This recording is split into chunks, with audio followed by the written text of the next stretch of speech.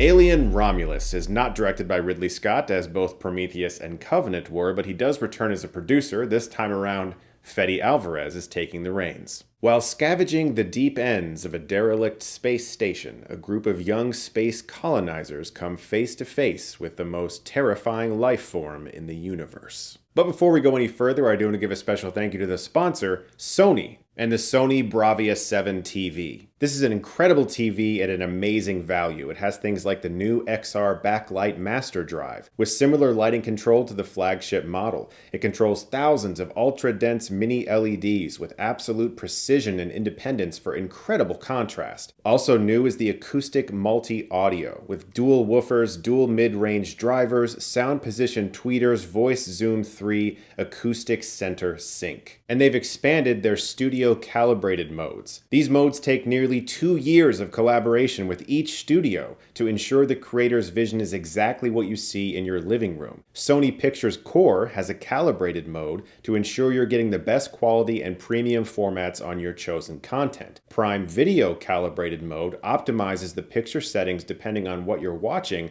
to always get the best picture quality no matter the content. And Netflix Adaptive calibrated mode optimizes picture settings for Netflix content while using the TV's ambient light sensor. If you'd like to learn more about the Sony Bravia 7 TV, check out the link in the description below. Thank you so much to them for sponsoring this video. Big expectations for this one for me because I'm a massive fan of the Alien movies, but I also feel like I'm a fan that appreciates variation because I really like Prometheus and not a lot of people do. In fact, I love Prometheus. I really like that it felt extremely different and that it took such a big swing in so many different ways. I remember reading the late Roger Ebert's review of it and just being like, yes, you get it.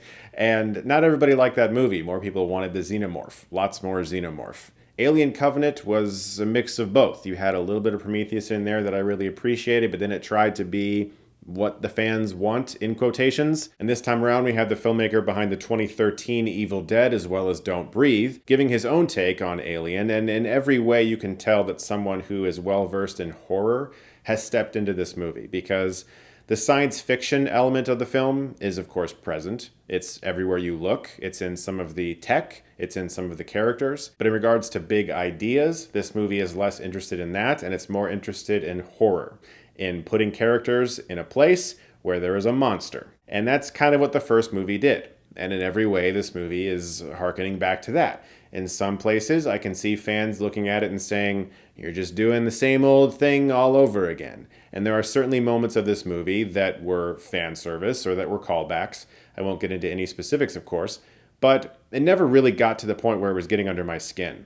There was a CGI element that I felt was a bit unconvincing, but it's not that it took away from the story. I thought the story of this was just fine. It was just looking at it where I was like, I don't know if I'm buying that. But who I absolutely bought was Cailee Spaeny. She's terrific as the lead of this film and has a very interesting relationship with a friend that has been with her for a very long time, and both her and him have a very unique relationship, and throughout the movie it evolves in extremely exciting ways, and I think that dynamic gave the movie a real emotional edge. Again, not going to get into the specifics because it hasn't really been talked about that much, and I didn't really watch too many of the trailers because, like I've talked about in the past, I really like going into these things and being like, oh, I didn't expect that was going to happen.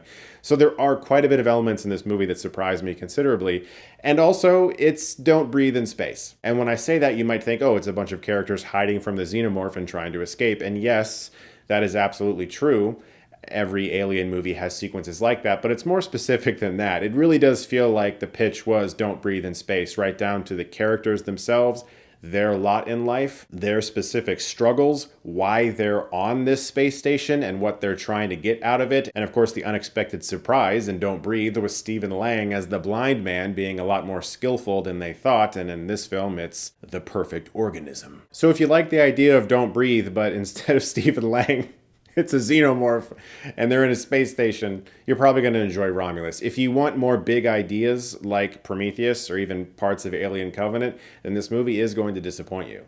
But if you just want really great set pieces with a xenomorph and a lot of good scares, You're going to have fun with this. It does kind of feel like the biggest budget fan film of all time, but really every filmmaker who could ever make an Alien movie at this point in our timeline is a fan of Alien. And it would be a fan film because we all love that movie. And so anybody who gets a chance to make it would obviously be chomping at the bit to do it.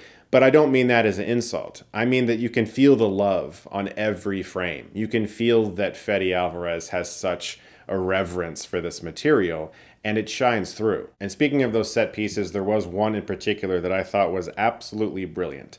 I'll just say that it involves gravity and the lack of it. That was a great idea, an extremely effective scene. And lastly, as I was watching it, I felt like I was in this very strange loop because, of course, I love Alien and Aliens. And then I played Dead Space when I was in my 20s, and Dead Space 2 and Dead Space 3, and I love those games. And as I was watching this movie, I was like, this reminds me of Dead Space. And then I realized that Dead Space was very much so inspired by Alien.